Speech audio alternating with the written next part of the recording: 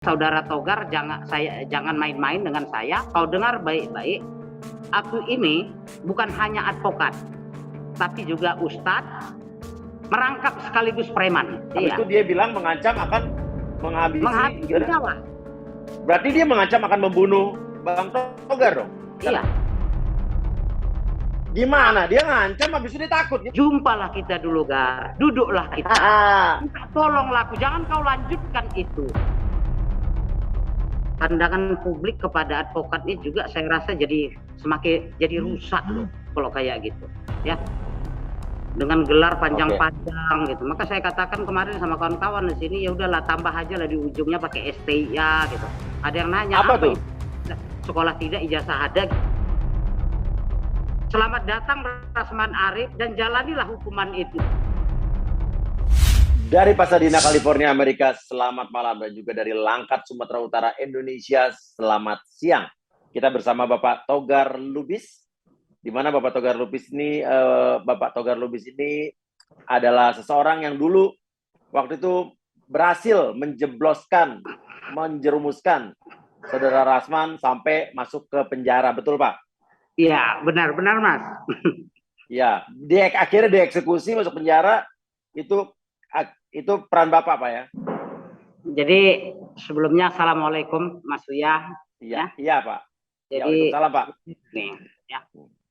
Awalnya saya nggak kenal siapa si Rasman gitu. Ya.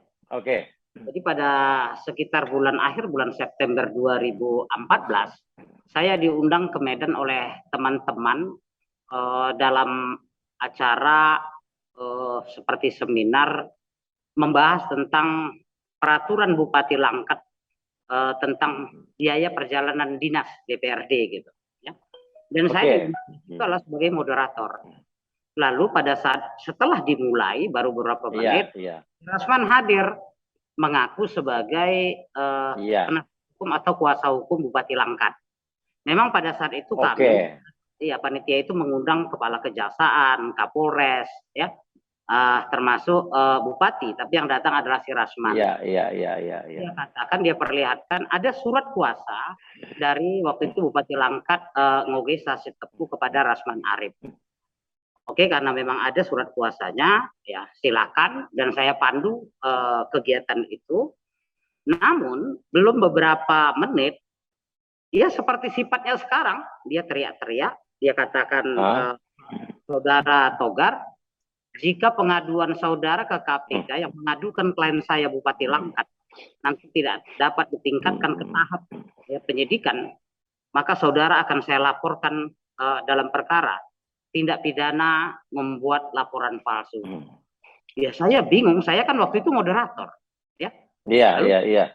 Jadi gini aja, saya bilang, kalau itu yang tadi abang katakan, waktu itu saya nggak tahu usianya, abang katakan, ya.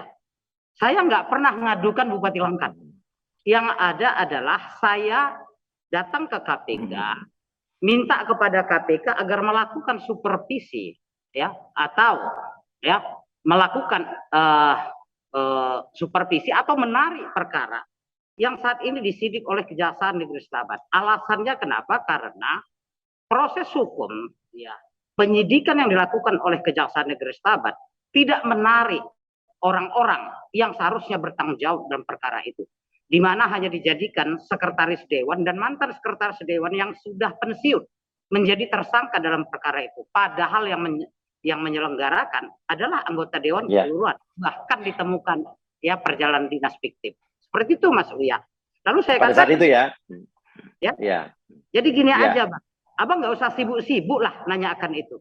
Kebetulan jawaban dari KPK secara tertulis ini saya bawa. Nah, abang baca. Apa jawabannya? Nah, seperti itulah awalnya, ya. Lalu setelah selesai Mas Uya pulang, saya kan nggak tahu tuh siapa si Rasman gitu, ya. Karena kalau saya kan latar belakang saya dunia aktivis anti korupsi sebenarnya, Mas, ya. Iya. Balik demo di KPK. Lalu pulangnya saya coba cari di Google, saya ketiklah namanya Rasman Arif. Yang dapat saya adalah salinan putusan bahwa kasasi perkara dia dalam perkara penganiayaan ditolak pada tahun 2009.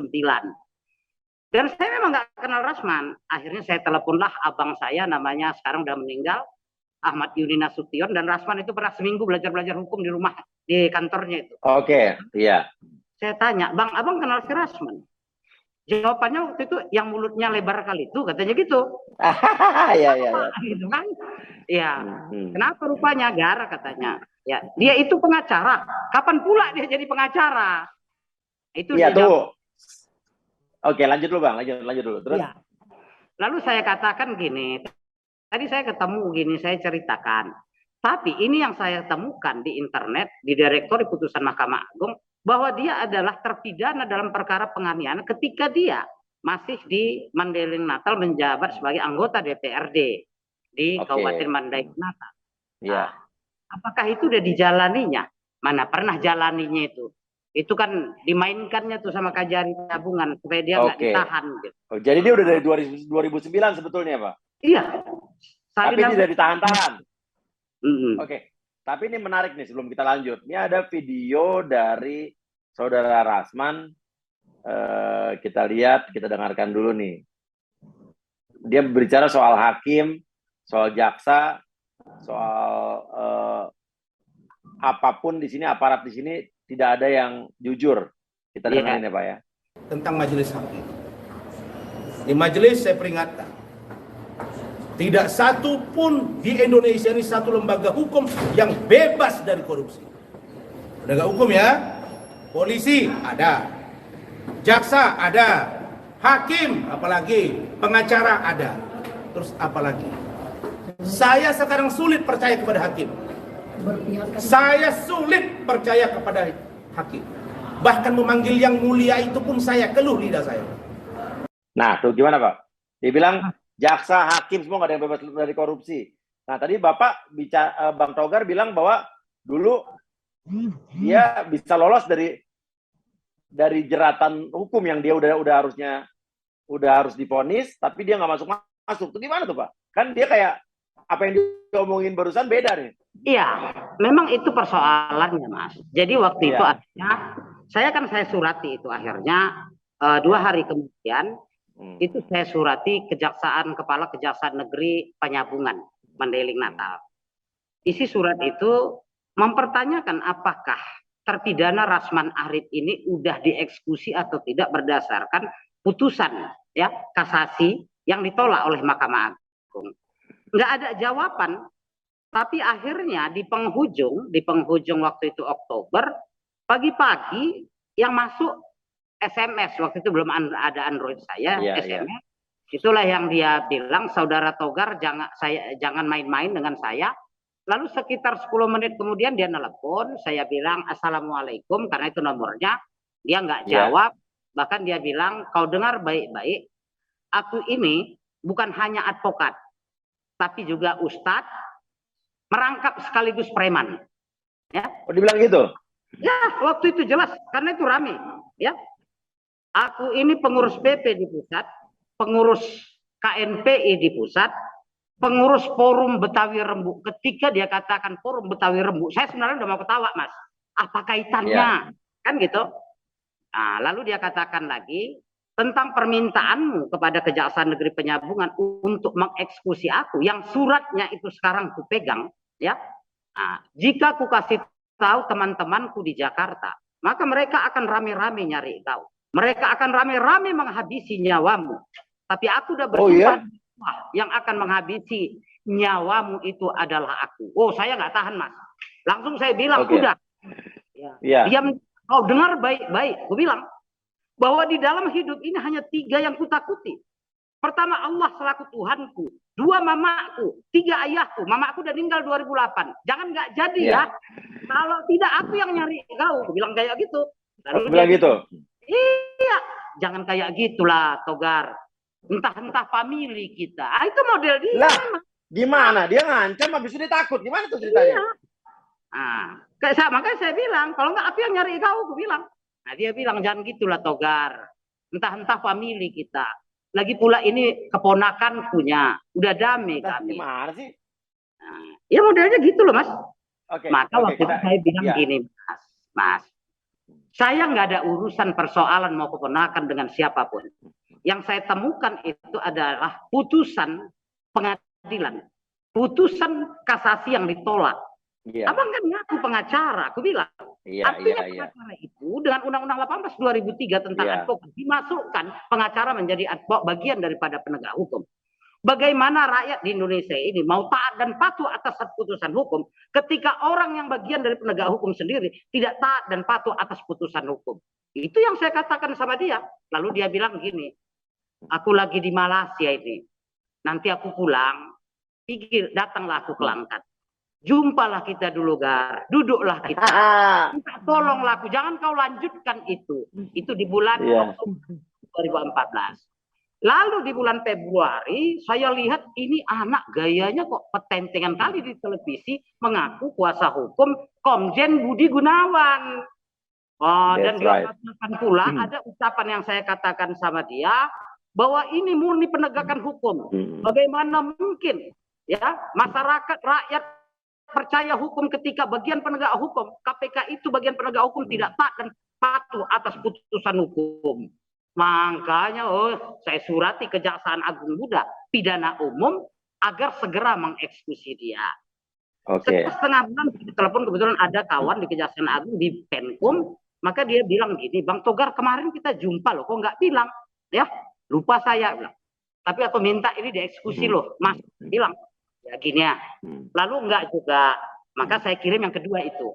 Saya kirim yang kedua balik di telepon, dibilang dari Penkum ke Jagung. Tadi pagi dalam rapat Bang Togar, saya sudah sampaikan. Tapi jawaban dari Penkum waktu itu si Tony dia bilang gini, sampaikanlah sama Togar, ya, karena ini masih ada persoalan masalah pra peradilan, agar jangan nanti dianggap Kejaksaan Agung berpihak ke salah satu, ya, kepada pihak daripada KPK. Apapun putusan daripada pra peradilan ini, Rasman kami eksekusi. Makanya seminggu kemudian saya ditelepon, Bang, lihat TV Bang live, itu Rasman kami eksekusi, ya. Maka saya katakan waktu itu, ya oke lanjut. Kebetulan kantor saya nggak punya TV, itulah kisahnya sebenarnya, Mas. Oke, akhirnya dia masuk jeblos ke Cipinang ya? Iya di Cipinang, ya. Padahal waktu itu kami di Sumatera Utara, Mas, udah pesan spanduk rentang loh, pasang spanduk rentang mau dibikin di Kuala Namu yang isinya selamat datang Rasman Arif dan jalanilah hukuman itu. Dia minta ke gabungan gitu. Oke, ini lagi nih kalau saya simpulkan. Dia pernah bilang ke Abang, ancam Abang jangan main nama saya gitu. Ya. Bahwa saya advokat, Ustadz, tapi juga menangkap preman. Oke, bukan hanya advokat tapi Ustadz. Bukan hanya advokat, tapi juga Ustadz merangkap preman. Kata Rasman ya, waktu mengancam Bang Togar. Habis itu dia bilang mengancam akan menghabisi nyawa. Berarti dia mengancam akan membunuh Bang Togar dong? Iya. Langsung iya. Tapi saya nggak open kali soal itu, Mas. Karena dari wajahnya saya tahu dia nggak punya keberanian untuk itu loh, Mas. Oke. Jadi dia ngancam, dia bilang dia preman. Iya. Jadi saya advokat, Ustadz juga merangkap preman. Terus mau mengancam membunuh Bang Togar, menghabisi. Menghabisinya. Yakin dia ngomong gitu, Bang? Iya. Yakin dia ngomong gitu? Hah? Yakin dia ngomong gitu? Iya. Oke. Nah, waktu dulu saya ulangin lagi, saya kembali lagi. Waktu dulu pertama kali ketemu tahun 2014 bulan apa, Pak? 2014 bulan 9. Oke, itu dia waktu jadi mengaku jadi pengacaranya Langkat, apa? Bupati Langkat Nugesa Sitepu. Loh. Gimana caranya dia mengaku jadi advokat padahal dia baru dilantik 2 November 2015 jadi advokat? Saya nggak ngerti lagi tuh, Mas, ya. Iya. Makanya saya gini loh, Mas, sebenarnya dengan polemik. Ya apa ya? Pandangan publik kepada advokat ini juga saya rasa jadi semakin rusak loh kalau kayak gitu, ya. Dengan gelar panjang-panjang gitu. Maka saya katakan kemarin sama kawan-kawan di sini, ya udahlah tambah aja lah di ujungnya pakai STIA gitu. Ada yang nanya apa tuh? Sekolah tidak, ijazah ada gitu kan. Jadi makin panjang lagi gelarnya gitu, ya kan? STIA. Iya, STIA aja tambahin gitu, ya kan? Kemarin kan saya dengar juga kan HAPI sudah meminta ke Pengadilan Tinggi katanya untuk mencabut basnya berita acara sumpahnya Rasman kan. Kita tinggal tunggu aja klarifikasi dari Pengadilan Tinggi dan lain sebagainya nih. Iya. Dan nah sekarang artinya kalau kepercayaan atau keyakinan dari Bang Togar Lubis sendiri, Rasman kira-kira kali ini akan selamat, akan aman, atau akan masuk? Oh, oke. Analisa ya, nggak salah LP ya. Iya. Sudah 9 LP itu ya. Kalau menurut saya minimal 3 ya naik ke penyidikan loh Mas ya. Iya. Minimal 3, sama dengan sebenarnya yang diajukan oleh Denis juga, itu kan undang-undang baru diterapkan, walau ancaman pidananya tidak begitu berat ya, tapi sebenarnya itulah uji coba undang-undang itu ya. Terus kalau yang dilaporkan oleh Samsul Caniago, kalau menurut analisa saya, karena saya juga lawyer, nggak bisa ngelak itu Mas. Kalau itu ya. Masalahnya kan gini ini Mas, di Undang-Undang 18 2003 kan ada salah satu pasal yang udah dibatalkan oleh Mahkamah Konstitusi, yaitu orang yang mengaku-ngaku advokat kan itu. Advokat tidak dapat dihukum sekarang ya kan? Padahal bukan, tapi dapat diancam dengan hukuman pidana ya sekian. Namun sebenarnya dengan itu dibatalkan pasal itu oleh Mahkamah Konstitusi, maka dia larinya kembali ke Kitab Undang-Undang Pidana, pasalnya ke penipuan Mas. Iya, yang klien-kliennya bisa melapor kan? Iya, seperti itu. Dan ini udah ada 9 LP. Dan kita tinggal melihat bagaimana keseriusan polisi, entah Polda, kan ada di Polda Sumut, ada di Polda Metro Jaya, ada di Bareskrim. Kita tinggal lihat, LP-LP itu kan tersebar di 3 tempat itu. Kita lihat, kan katanya Polri sekarang lagi presisi nih, lagi disorot. Nah, berarti Polda harus membuktikan bahwa memang kalian benar-benar presisi. Semua orang tidak pernah khawatir untuk lapor polisi, betul? Iya. Orang kan selama ini takut lapor polisi karena ada embel-embel duit. Dibuktikan bahwa itu tidak ada. Buktikan kalau kalian profesional. Lapor polisi ya Mas. Betul, kita buktikan. Karena saya masih menaruh harapan besar sama Polri dan Polda. Buktikan kalau kalian bisa menuntaskan kasus ini dengan baik. Betul nggak? Jadi kita kepercayaan polisi akan lebih tinggi lagi. Iya. Ya minimal kepercayaan ini loh Mas, kalau menurut saya. Di tengah yang sekarang dan diakui oleh Kapolri bahwa persentase kepercayaan publik kepada Polri itu kan turun kali gara-gara perkara CFS kan gitu kan? Ini saatnya loh, salah satunya betul. That's right. Untuk menumbuhkan kembali rasa kepercayaan publik kepada Polri. Jadi jangan asal ngomong doang aja pimpinan-pimpinan Polri. Ini pembuktiannya gampang-gampang aja loh. Saya udah dapat informasi katanya ya Direktorat Pidana Umum dalam perkara pengadilan Samsul Caniago telah melakukan klarifikasi konfirmasi termasuk ke kampus yang katanya kampus tempat kuliah. Nah, bagus dong. Kalau bicara tentang dunia pendidikan, bicara tentang ketentuan pidana di undang-undang Sisdiknas. Gampang aja, apapun ahlinya itu adalah dikti kemarin. Ketika dikti mengatakan bahwa dia tidak terdaftar, tidak ada di dalam. Gampang, iya benar. Nggak perlu cari siapa. Logik banget. Iya. Dan sekarang kita tinggal lihat nih, apakah Polda apakah Polda Metro Jaya, apakah Bareskrim yang bisa menuntaskan kasus ini sehingga mereka bisa dikatakan adalah bagian yang bisa menumbuhkan kepercayaan masyarakat lagi kepada polisi, betul nggak? Betul. Kita lihat nih, mana nih, ayo. Yang duluan, kira-kira dia bakal naik kasusnya di mana dulu? Di Polda Suka, di Polda Metro Jaya, apa di Bareskrim? Kalau Polda Suka udah sampai datang ke Jakarta nih. Pas duluan. Ya, nah oke. Kita lihat, ayo. Ini berarti ini adalah challenge, tantangan yang sehat ya berarti ya? Yang fair ya? Iya. Dari harapan, iya benar. Setuju. Dan Bang, sebagai orang yang dulu pernah menjebloskan Rasman ke Cipinang, kasih tips-tips untuk menghadapi Rasman itu sekarang seperti apa sih harusnya? Kalau saya kan dulu Bapak pernah diancam, pernah diapa gitu, tapi Abang nggak takut. Iya. Dalam beberapa bulan inilah ya, sejak mulai sebenarnya kemarin, salah bulan 5 ya, mulai ini mulai dari persoalan sebenarnya antara Bang Hotman ya. Saya berani mengatakan yang namanya ngelawan Rasman, ya udah nyantai-nyantai aja, ikut, ya terus kelanjutkan aja, ya. Kalau cuma hanya teriak-teriak aja kayak gitu juga mau diapain sih, ya. Saya itu tadi saya katakan, ya sebagai bagian daripada praktisi hukum, sebagai lawyer, ya kami malu loh. Kalau saya pribadi malu melihat yang seperti itu, ya karena profesi lawyer, ya maka dikatakan merupakan profesi yang mulia. Dia harus taat juga terhadap undang-undang dan ketentuan, ya kode etik advokat Indonesia. Ada Pak Pelang ukuran 6x12 Indonesia baru ini ada loh advokat loh, Mas. Ya, advokat iklan, padahal itu melanggar kode etik ya. Nggak boleh gitu. Ya. Iya. Nah, jadi itu tadi tambah terungkapnya tentang Mbak Epi. Maka kemarin saya katakan sama dulu ketika saya baca di media online bahwa Mbak Epi pengacaranya adalah Rasman Arif, saya bingung. Iya, karena gimana, sempat dia pernah mengadukan beserta temannya mengadukan Mas Gatot.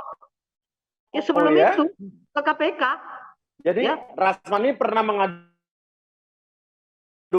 saat itu gubernur ke KPK. Dilala, habis itu dia malah membela. Iya, dia maju. Kan aneh seperti kayak menjilat ludah sendiri dong. Tapi kita maklumi yang kemarin kata Mbak Epi, dia tidak pernah sebenarnya minta itu. Tapi ya si Rasman itu masuk ke link petinggi-petinggi partai seakan diarahkan ke dia. Hanya itunya sebenarnya. Ya. Tapi yang pasti gini lah Mas, saya sepakat juga dengan Mas Buya, khususnya juga Mbak Epi. Ini menyangkut persoalan masalah ya kaitannya dengan penegakan hukum dari sisi lawyer. Saya berharap satu, jangan ada lagi korban-korban, bukan hanya ya dari dia dan dari lawyer-lawyer yang lainnya juga. Artinya aneh gitu ya. Orang mengundurkan diri, mencabut kuasa, lalu disomasi. Kayak Dr. Richard Lidi ini. Mas, kalau dunia lawyer ini kan hanya dua aja. Satu kepercayaan, yang kedua kemampuan loh, Mas. Kalau kita punya kemampuan, tapi orang tidak punya kepercayaan, minggir. Punya kepercayaan, tapi tidak punya kemampuan, kalah aja kalau minggir juga gitu. Ya ternyata kalau ya ini kepada publik loh, Mas. Iya. Ya, lawyer itu gampang. Cari di direktori putusan Mahkamah Agung, ketik aja namanya. Misalkan dalam perkara perdata, ya didampingi oleh, karena dia perdata, pidana. Kalau perdata diwakili oleh, sebutkan keluar loh Mas. Makanya saya tahu, ya perkaranya nggak ada yang menang. Iya, nggak ada dia nggak pernah ada perkara yang dimenangkan sama dia. Ada dalam perkara pidana yang saya udah download putusannya, hanya perkara pidana hanya pernah satu kali di Pengadilan Negeri Pekanbaru dalam perkara tindak pidana korupsi, yaitu mantan Bupati Rokan Hilir. Putusannya memang bebas murni, tapi ketika jaksa mengajukan kasasi, akhirnya ya divonis 6 tahun ditambah dengan hukum pidana tambahan pencabutan hak, hak politik. Ya. Hanya itu, kalau perdata itu yang saya katakan hanya melawan kepala kuah yang menang gitu. Ya, hanya itu gitu. Jadi kalau mau lihat sosok seorang lawyer, kalau mau keberhasilannya gampang, akses saja ke direktori putusan Mahkamah Agung gitu. Dan ini ya sebagai inian kepada publik sih sebenarnya. Ya, kita kasihan loh kayak gitu masyarakat kena. Iya. Artinya kalau andai kata nih, misalnya dugaan ijazah palsunya terbukti dan juga berita acara sumpahnya dicabut dan dinyatakan data-data atau berkas-berkasnya tidak lengkap atau misalnya ilegal gitu ya. Atau rekayasa dulunya ya Mas. Iya, artinya semua produk hukum yang dihasilkan sama dia selama dia mengaku jadi pengacara bisa batal dihukum nggak tuh? Yang sulit kita sebenarnya kalau dari satu sisi kita kaji bisa Mas. Iya. Ini yang kembali korban orang lain, masyarakat lagi kan, Mas? Iya. Tapi maka saya sepakat sebenarnya kalau itu yang terjadi, maka seluruh yang pernah dia menjadi kliennya dan memberikan kuasa kepada dia, dengan berapa honornya, ya ajukan aja dalam perkara tindak pidana penyidikan. Ya biar aja lama-lama di penjara. Istilah anak Medan kan ada istilah bestem, bebas tampung gitu-gitu aja ya kan? Iya. Kan nggak apa-apa. Iya. Bang. Ya. By the way, abang dilangkat ya? Saya dilangkat Mas. Di Langkat tuh bukannya tempatnya istrinya Bang Rasman, yang istri pertamanya Bang Rasman yang kadis Iya. apa, kadis pariwisata apa ya kan? Pariwisata. Di Langkat kan? Iya. Iya. Mau tanya Bang, Iya. kebijakan Pemda Langkat tuh gimana sih Bang? Maksudnya kan tahu saya ada Undang-Undang Perkawinan nomor 1 tahun 74 yang menyatakan bahwa pegawai negeri sipil itu tidak boleh berpoligami. Dengan kata lain, logikanya dia juga tidak boleh mengizinkan suaminya berpoligami dong. Iya, benar. Nggak bisa dengan alasan ikhlas karena dia PNS. Iya kan? Nah, gimana tuh? Gimana tuh, Bang? Kebijakan Pemdanya beda sama undang-undang Indonesia apa gimana tuh, Bang? Maksudnya gimana tuh? Itulah, tapi nggak ada. Gini loh, Mas. Nanti saya akan coba tanyakan kepada saya bertanya loh, saya juga bertanya. Iya, karena saya juga mau tanya tuh sama bupatinya, ya. Karena masa bisa kayak gitu, kenapa dibiari? Dan yang saya bingung kemarin, dia udah masuk pula partai politik tuh kan, karena kebetulan pelaksana bupati kader PAN. Nah mungkin ujung-ujungnya gitu juga nih, tapi nggak apa-apa. Nanti saya tanyakan bupatinya karena kebetulan saya ya cukup kenal. Istilahnya kalau saya telepon bupati masih ngangkat kok. Ya nggak apa-apa, nanti saya tanyakan. Ya. Kabarin saya ya jawaban Pak Bupati apa ya.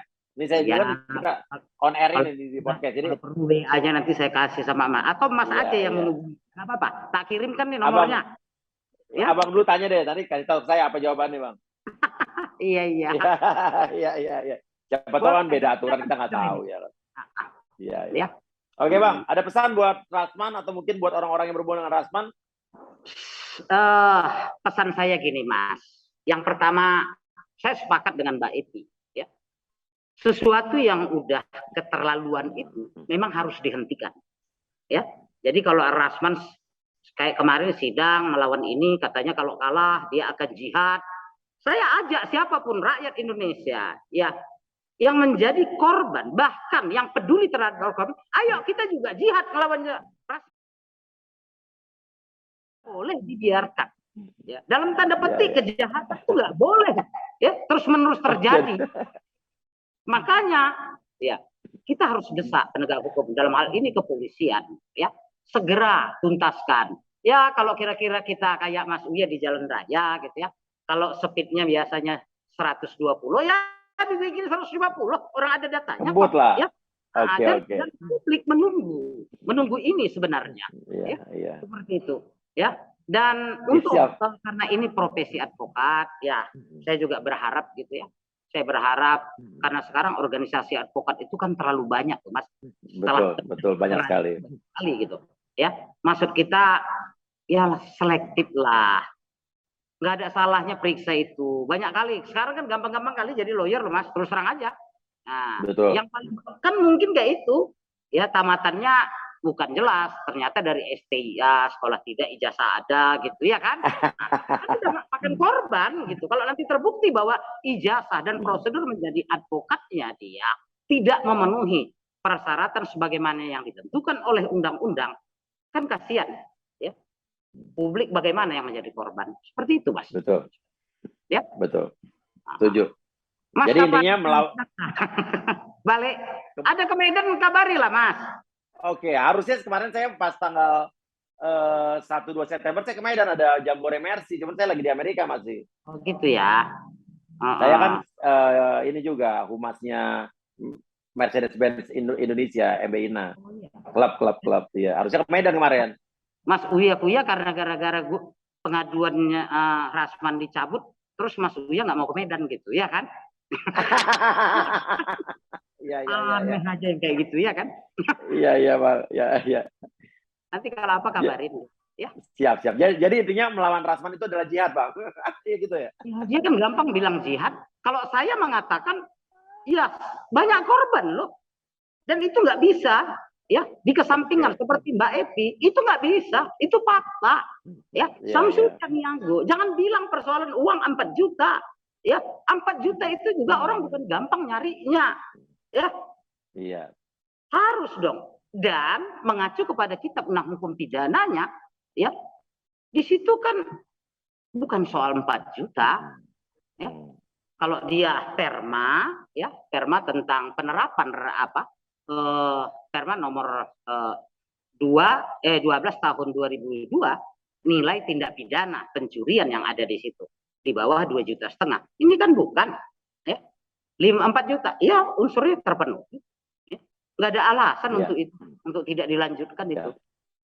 Ya, pokoknya apapun, berapapun kasusnya, berapapun nilai uang penipuan dan segala macamnya, polisi harus tetap fair dan adil, jangan membeda-bedakan ya. Semua masyarakat berhak melapor dan berhak mendapat perlakuan yang sama ya. Tentang perkara ITE lah yang sama Bang Hotman, ya kan? Iya. Mediasi itu kan terbitnya ketika ada peraturan SKB antara Kapolri, Jaksa Agung dan Menteri Komunikasi Informasi yang merupakan pedoman penanganan perkara tindak pidana ITE. Ya, mediasi bukan bisa dipaksakan. Jadi apa yang diambil sikap oleh Bang Hotman, dia tanda tangan itu bahwa dia hadir, lalu dia keluar, itu keren. Saya terus terang dia juga ya. Waktu itu damai, marah juga saya tuh sama Bang Hotman.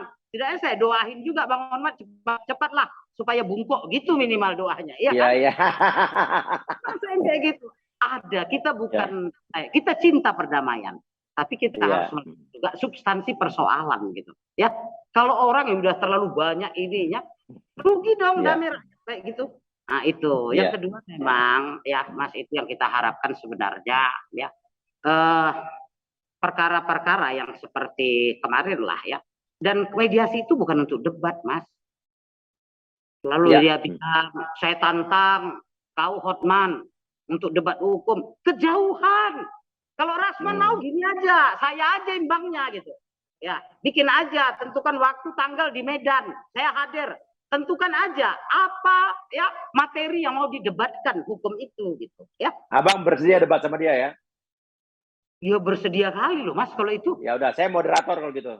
Oh siap Mas. Ya. Ya. Apa Medan tapi Mas ya. Medan aja. Iya. Cuman dia nanti Mas bilang di Medan, dia minta Jakarta gitu modelnya biasanya. Iya kan? Nggak pernah ketemu, ya kan? Iya gitu dia. Ya. Tapi kalau Bang Hotman dia tantang ketinggian, ya ketinggian. Udah tunggu aja lah, ya. Nggak apa-apa. Ya. Iya. Terakhir dia nantangin berantem para tabas juga di ring tinju kan? Iya. Ya saya pegang Farhat sama kalau itu nanti, ya kan? Iya. Ya udah, saya juga tantang Bang Rasman untuk debat lagi sama saya deh. Saya mau juga. Iya. Nanti abang moderatornya gantian ya. Iya. Siap. Ya. Siap. Oke, siap Bang. Oke. Kalau gitu, terima kasih Bang Togar Lubis. Ya sehat-sehat. Salam buat keluarga semua. Salam sehat. Ya, Assalamualaikum Bang. Waalaikumsalam warahmatullahi wabarakatuh. 2 menit saja, oh baby.